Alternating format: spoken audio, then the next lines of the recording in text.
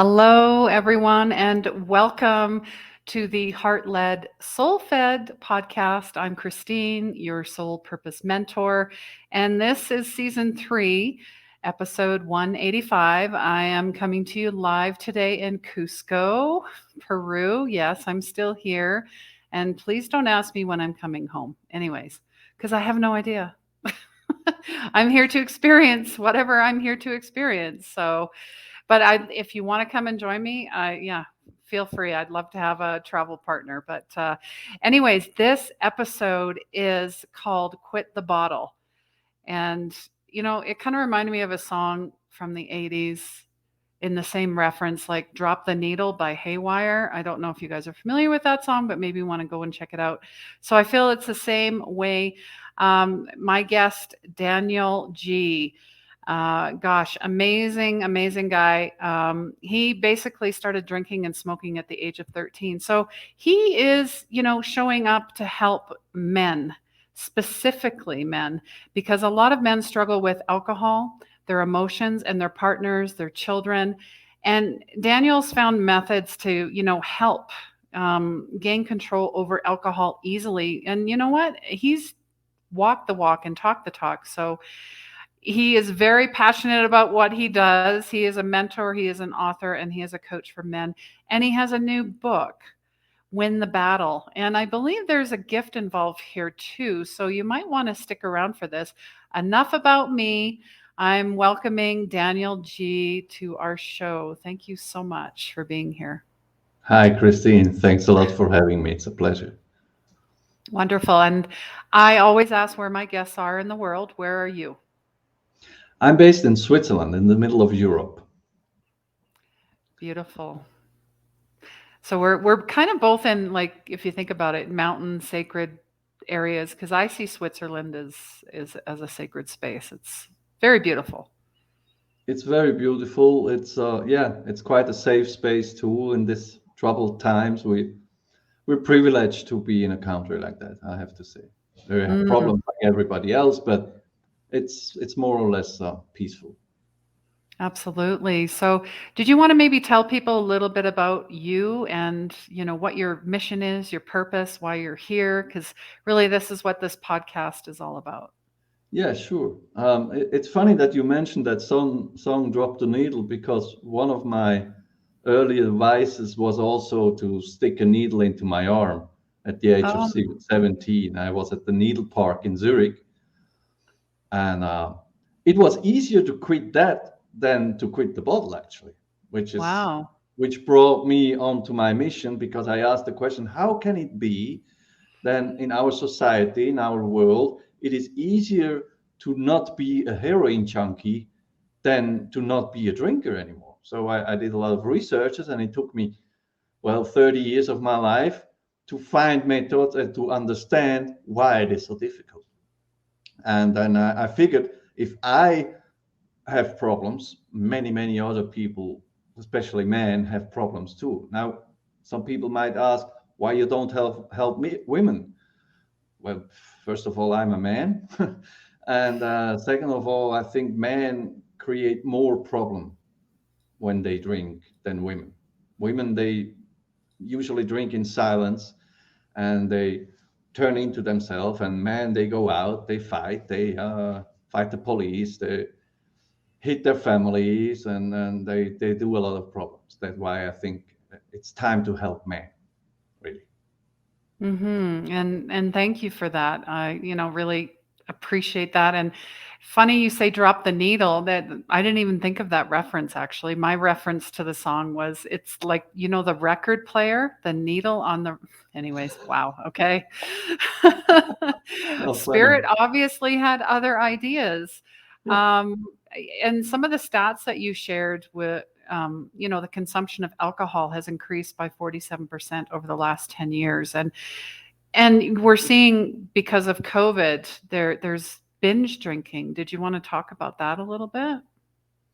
Yeah, the issue is that let's start with the relationship in the families. A lot of relationship, they just go along because people go out all day to work, and then they come home. But if they're home the whole day, let's say the lack of or fault of relationship that haven't been addressed, they show up. So a lot of people, they turn to alcohol to quiet their mind, to quiet the partner, and that's why I think it has increased. Also because of loneliness, because not everybody has a partner at home. So the only social life a lot of people have are at work, and if they cannot go to work, they're all alone, Mm. and they get lonely, and then Netflix and alcohol and chips and more alcohol and more Netflix, and which leads to a dependency. Because I don't want to be the doctor here, but let's face it, alcohol is a highly addictive substance. And even if you're strong-minded, it just it gets you. It's evil. It gets you. So It does. yeah, that's why that's another huge problems of this difficult period we're going through. Let's call it like that. Yeah, I mean, it's brought up a lot of things for sure Yeah, since 2020. I mean, a lot of us are, or at least the clients that I'm working with are realizing they're here for more, than what they were shown or what they were, on that treadmill, as you call it. You're in the hamster wheel and you can't get off. And you know what? I'll just be full out. I had issues with alcohol. I'm sure there's got to be people here that have issues with alcohol. And if you have, please comment. Let me, even if you're on the replay, if you have questions, if you're looking for support or help, please reach out to either myself or Daniel. We're here for you. I mean, I think if anything, we're healing together and we're learning, all the things, all the addictions, whatever they were, it's really just filling an empty vessel. yeah, And especially men, I would love men to step forward as well. I mean, you work with men, right? yeah. Specifically. The thing is with us that we don't like to step forward um, to tell about our problems, because in my generation of men and a bit younger and a bit older, we have been brought up with the thinking that a man has to be stoic and calm and quiet and does not cry. A boy does not cry. I hear it Mm. in my childhood. And a man doesn't show his emotions. And also, a man doesn't talk about his problems.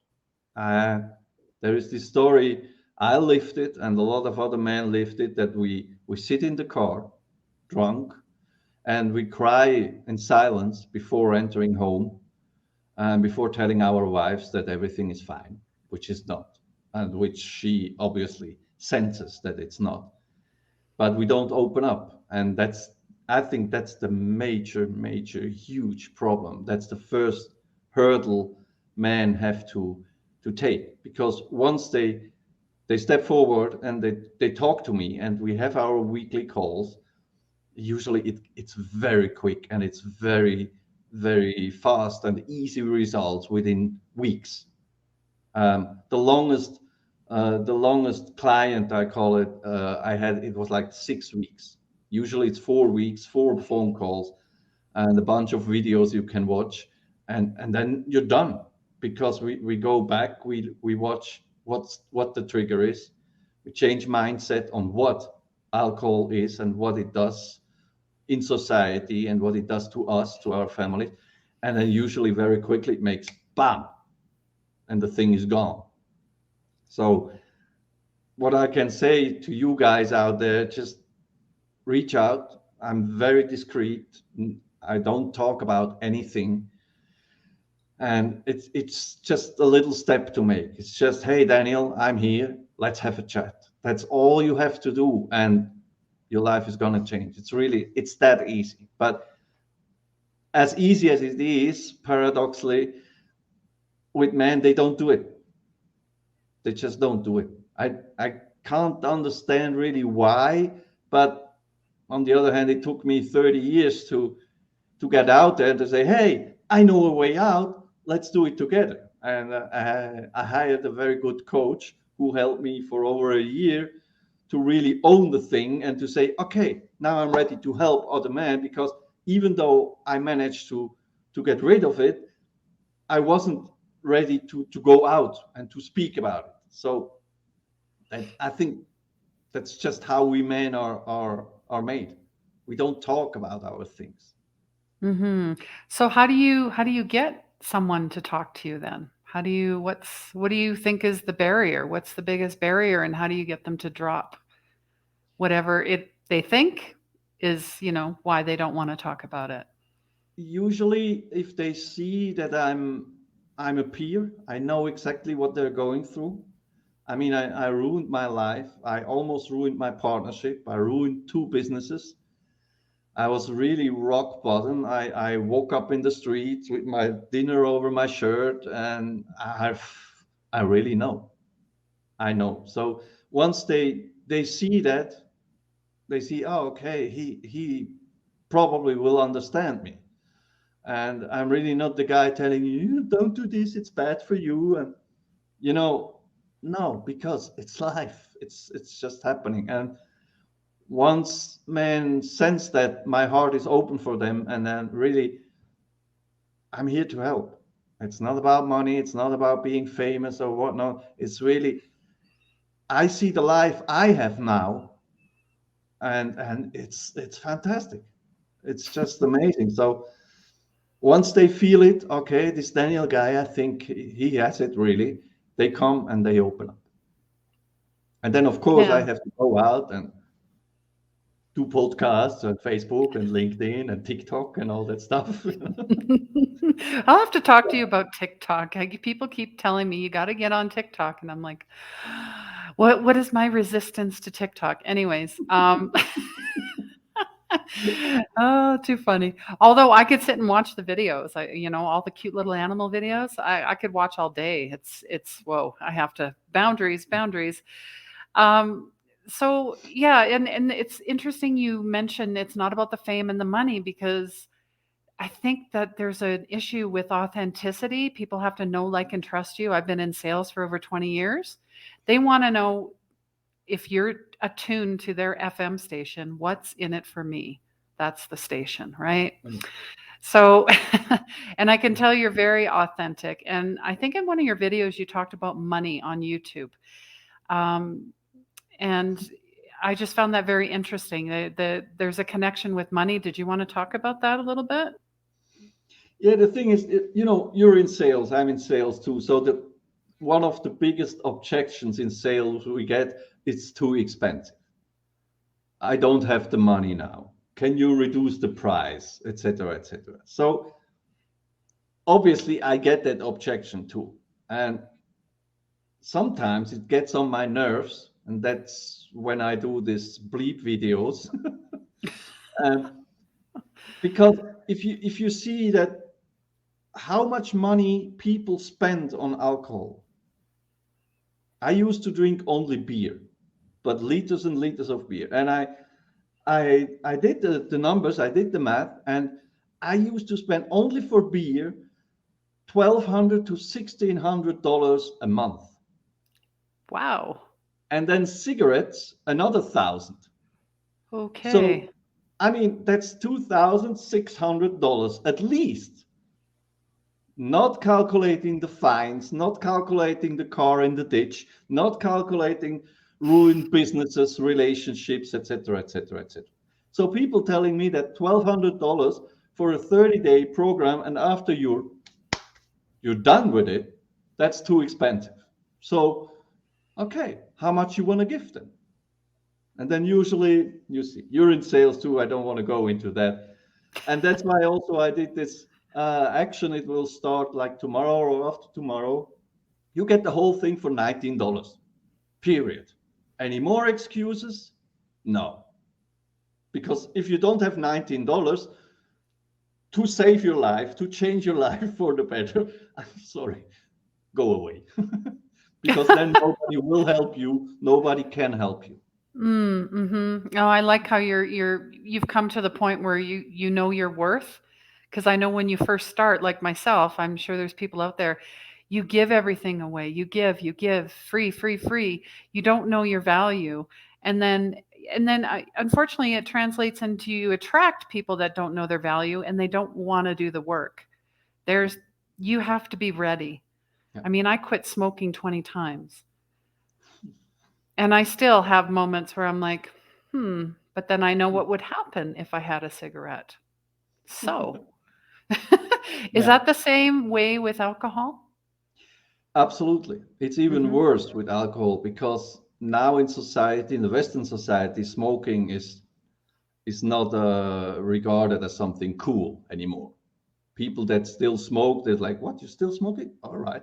But drinking, it's still accepted. It's still part of society, so it's even worse. But actually, it's the same methods. It's the same approach. Once you have a different point of view on something, automatically your actions and your behavior will be different.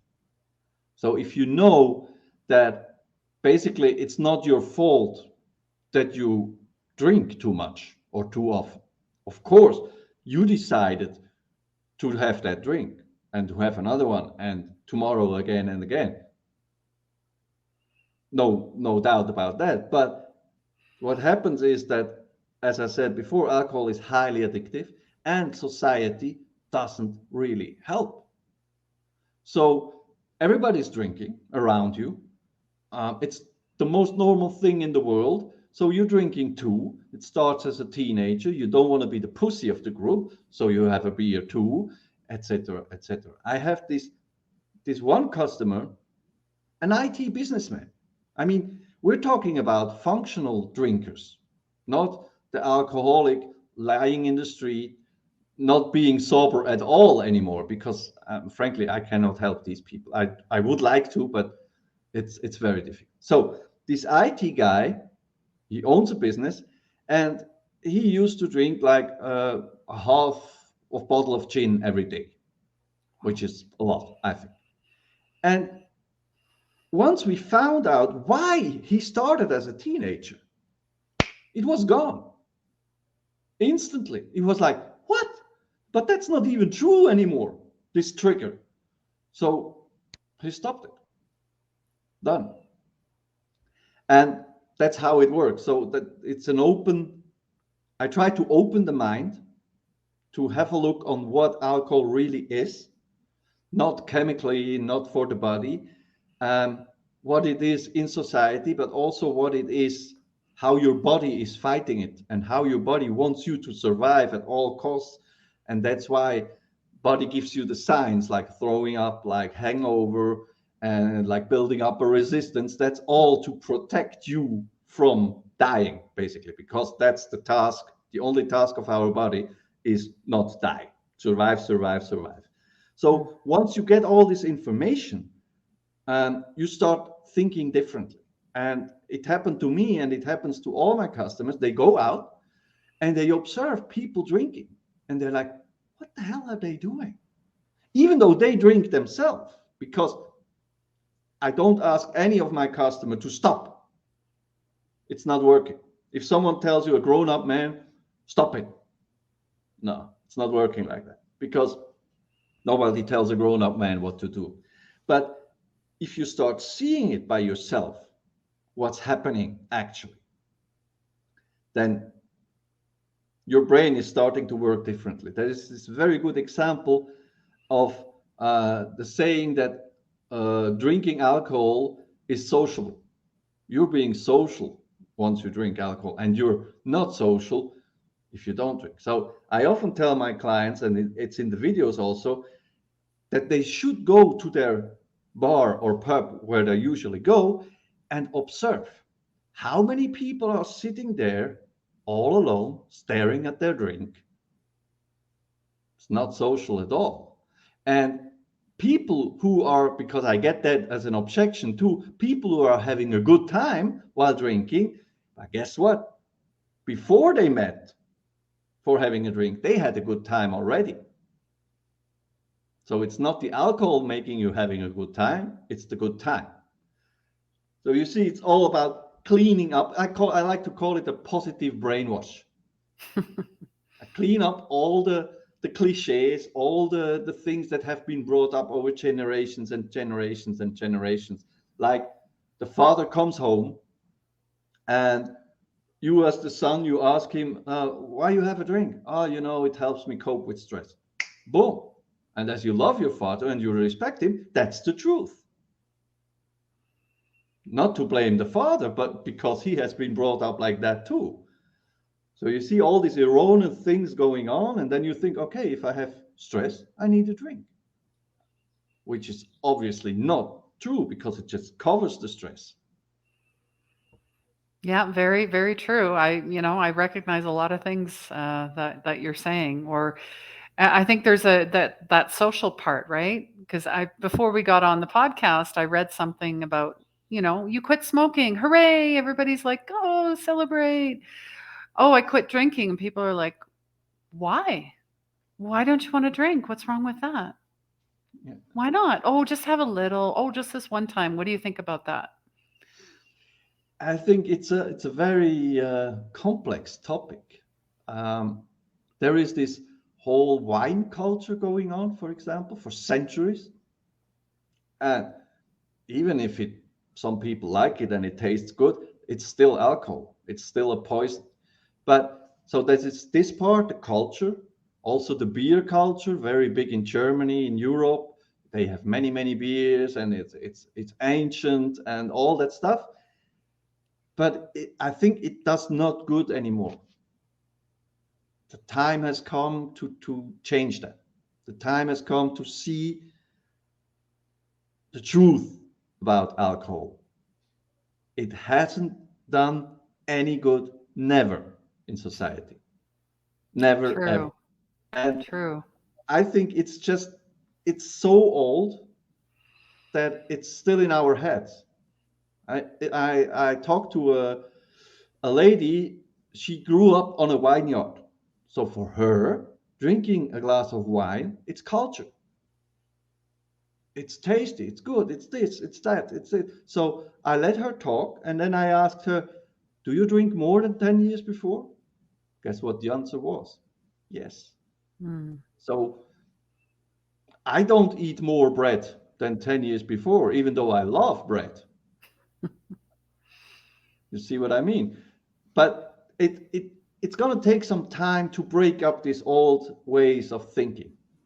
And that's why, I mean, before at World War II, they gave cigarettes to the GI, telling them it makes you brave and courageous and it keeps you healthy. Now we know better. I mean, there's still people smoking, but it's not accepted anymore. And the same thing should be going on with alcohol. Now, there is another thing I think that the old Roman had that already. It's like bread and games, keep the people quiet. I don't know if I can say that in public. I say it because I think it's the truth. Because if you drink alcohol, you get narrow-minded. Your heart closes. You're a spiritual person. Me too. The whole energy is gone. People often think if they're drunk, they're getting spiritual. Well, no, it's completely wrong. It closes you down, it narrows your energy field, it really does nothing good to you. So, but I think also some people it's good that we all drink alcohol, so we're nice and quiet. We go in the treadmill, we do our job, and we don't ask too much questions. But it's time to change. Hmm. Agreed. So, It yeah. is time. I mean, we're doing a lot of the work, and there was a joke my friends and I used to say, alcohol, the problem and the solution. And I'm like, but that now that you think about it, it's like, oh my goodness. I just um and or It's the weird. joking with your friends, it is weird. Oh, I spent my night with the porcelain um with the toilet or whatever, and ha ha ha, I won't do that again. But then we do it again. It's it's so bizarre, why we put ourselves through that. And I think well, health problems, especially. And I think there's a lot of liver issues coming out of this. And there's even, they're calling it a non-alcoholic fatty liver. So imagine you're drinking at the same time. Whew. Anyways, it's, But there again, I have to say that our body is an amazing, amazing surviving machine. And once you even drink less, you don't have to stop. Nobody tells you. I don't tell you to stop. No, it's up to you. But even if you skip just one drink per day or whatever rhythm you have, your body gets stronger and has more energy the next day.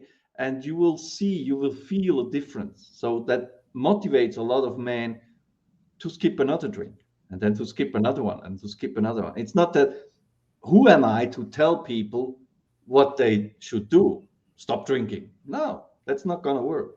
But if you understand what's happening in your body, what's happening in your mind, and if you see the benefits of just skipping one drink, just the last drink, it's amazing. I had this young man, a boxer, really nice guy. I used to do a little sparring with him. He was so kind with an old guy to do a little bit of sparring. And he drank too much on weekends. okay.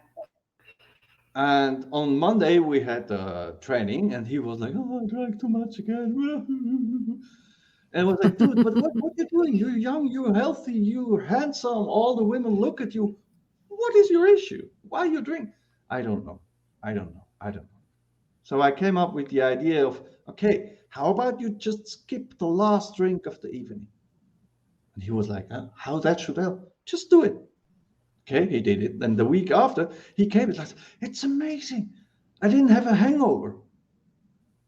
Because usually that last drink is the one that kills you, you know? So you skip that Mm, one and you feel better the next day. So guess what? Every time he went out, he just had one drink less.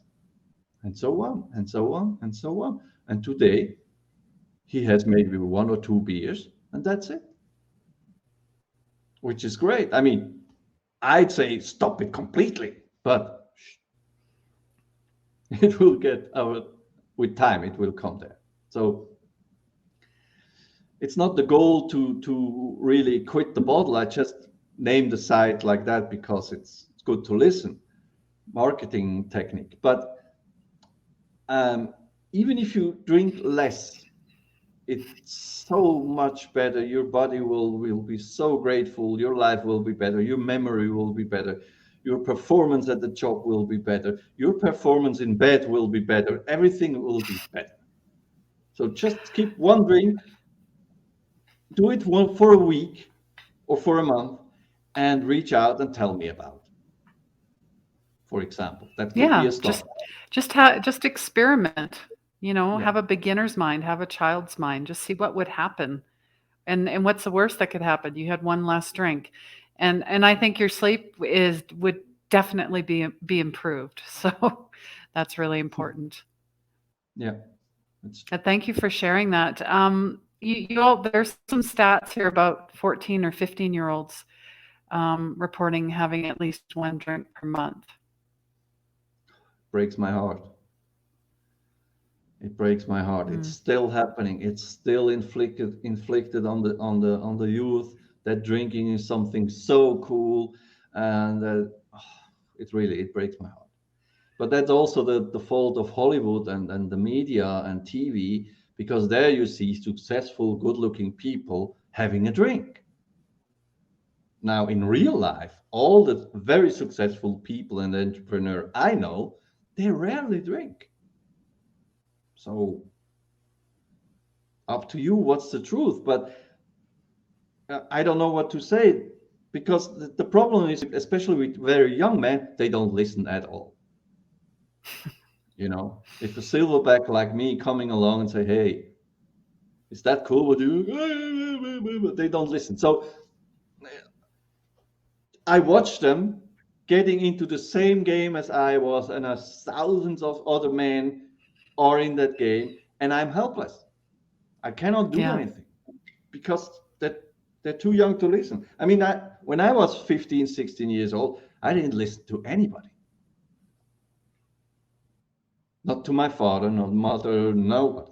Nobody could tell me some reason or something. So yeah, I'm helpless there. I don't know what to do. I'm open to suggestion how to help the youth, but it's a real issue. It's a real problem. Oh, now you're frozen. Yeah, so Aha. now you're back. Cool. I'm I wanted back. to take over See, the show. yeah. You were going to take over. All right. No, Go for it. now you're back. I'm glad. Okay, thank you. Yeah, no, I was just saying I knew everything. I'm invincible. It's I really want to get I mean, the kids that are coming in now are definitely more upgraded, more, they're star seeds, they're crystal children, they're indigos, they're already preloaded with what we already know. So that gap is definitely, there's not much of a gap left anymore, which I'm pretty excited about. So, did you want to talk about your book, Win the Battle? Yeah, basically it's the video Very course, nice. the video training as a book. So the training has 30 Okay. videos, each 15 minutes or so, and I advise to watch one video a day, and then you can have a weekly call with me, 4 calls, and usually that's enough. Or you can just read the book, which I will gladly give away as a PDF, as an ebook for people who want it. And if you're through with that book, you should be done too. Now, really, it's that easy. There are a lot of myths being told in society about cravings, about withdrawal issues, and stuff like that. And I can tell you, as long as you're not the one drinking 24/7, you won't have any withdrawal issues. That's just a myth. It's just not true. I used to drink Mm, 5, 6, 7, 10 liters of beer a day, and I stopped like that, and I didn't have any withdrawal issue. I was a bit nervous, like for a week or so, but that's all. So that's feasible. wow, That's doable. Really, it's not. So there are a that's lot amazing. of myths going on, and people are afraid they're not being able to cope with stress anymore. People are afraid that they're not funny anymore. They're not social anymore. They lose their friends, etc., etc. And it's all in here. You will have a lot of aha moments. It's, oh, okay, didn't know that, didn't know this, didn't know that. And it cleans up your mind, and all these cliches and all these myths will be gone by the end of the book. If not, Yeah, call me. and yeah, if not, call them. Yeah, and I definitely can't wait to start reading that as well. I'm sure there'll be some aha moments and epiphanies for me. Yeah, I really appreciate what you're doing. I always ask my guests two questions before we wrap up the show. But if anybody wants a copy of the book, please just comment. Even if it's on the replay, we'll get you a copy. All right. So, how can we as a collective energy help make your dreams come true? Do you have like a Moby Dick, like a big whale dream? That's what I call it. Uh, I will grow up to 120 years. And I want to sit on a bench with 120 years. And I have this picture that a young person, a young human being, sits beside of me and asks me what I've done. And I can say, you know what? I liberated the world from alcohol. Wow. That's a first. I love that. I love that. Aim for Yeah, the wow. stars. If you miss, you still land on the moon, right?